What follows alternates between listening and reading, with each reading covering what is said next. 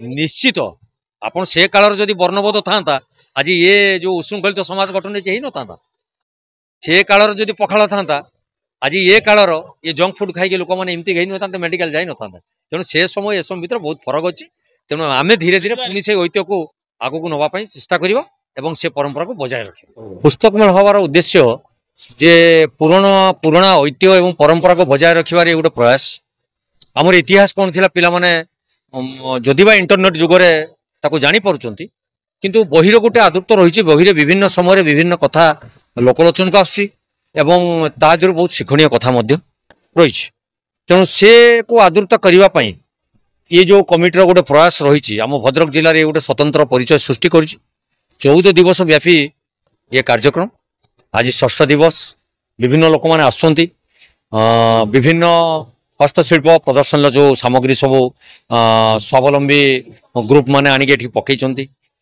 जानवे आम भी ओडिशार कौन कौन जिन अच्छी सब जानवर सुजोग भद्रक जिलावासी पाइबे एवं विभिन्न अंचल विभिन्न पुस्तक प्रेमी भाई माने तांकर पुस्तक धरिकी आसी पुस्तक किणा बिक्री चली आशा करुच्ची कार्यक्रम माध्यम रे आम अंचल निश्चित जनसचेतना जागृत हो एवं कला साहित्य संस्कृति परंपरा धीरे जो हजि हजि हजि जाऊँगी से निश्चित उज्जीवित हो एवं पिला मानक मध्य गोटे प्रेरणा सृष्टि हो खूब कम समय भितर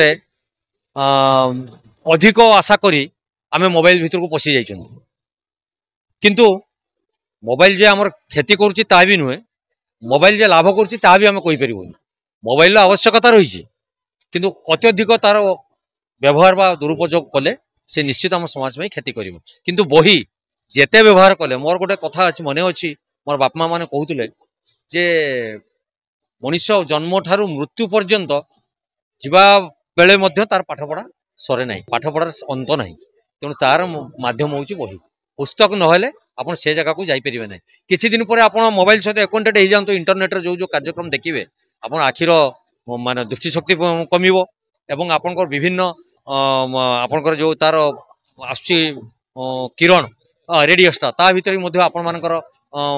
सामरिक माने शारीरिक असंतुलन नहीं पारे किंतु पुस्तक रे कौन कुप्रभाव पड़ो ना बर सकारात्मक प्रभाव पड़ो।